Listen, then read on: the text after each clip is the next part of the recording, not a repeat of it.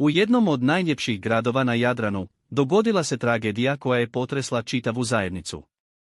Šokantna smrt u Dubrovniku, grad koji je poznat po svojoj ljepoti i bogatoj historiji, ostavila je za sobom mnoga pitanja i neriješene slučajeve. U ovom gradu, gdje se sreću istok i zapad, dogodio se jedan od najmisterioznijih i najšokantnijih slučaja u novijoj historiji Hrvatske. Na prvi pogled, Dubrovnik izgleda kao grad koji je izuzet od svih problema koji muče savremeniji svijet. Međutim, iza njegove lijepo sačuvane starine i turističkih atrakcija, krije se mračnija strana. Jedan od takvih slučaja je šokantna smrt mladog turistikog radnika, koji je nađen mrtav u jednom od dubrovačkih hotela. Istraga koja je uslijedila, otkrila je da je mladić umro od predoziranja drogom, ali detalji oko njegove smrti i dalje su obavijeni tajnom.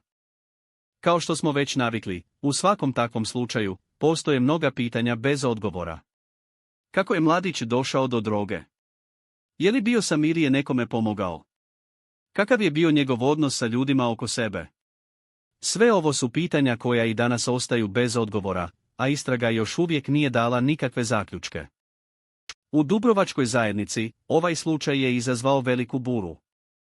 Mnogi su se zapitali kako je moguće da se tako nešto dogodi u njihovom gradu koji je poznat po svom gostoprimstvu i ljubaznosti prema turistima. Međutim, iza ove tragedije krije se još veća priča. Priča o problemima sa drogom, koji su prisutni u svim dijelovima društva, bez obzira na njihov socijalni status ili zemljopisni položaj. U svakom slučaju, važno je zapamtiti da istraga treba biti objektivna i temeljena na činjenicama. Bez predrasuda i spekulacija, treba pokušati doći do istine i razjasniti sve okolnosti oko šokantne smrti u Dubrovniku. Jer, tek tako možemo spriječiti da se takvi slučajevi ponove u budućnosti i omogućiti da naša zajednica bude sigurnija i zaštitnija prema svim njenim članovima. Pretplati se za novu istinitu priču svake sedmice. Zaprati trag tame i uključi zvonče.